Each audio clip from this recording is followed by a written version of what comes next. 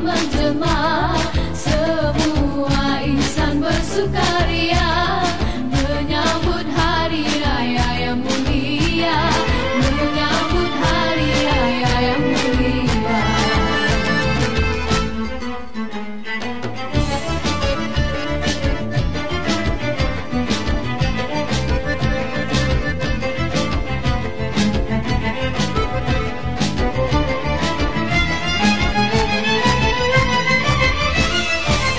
Di dalam kita berhari raya, jangan dilupa jiran tetangga.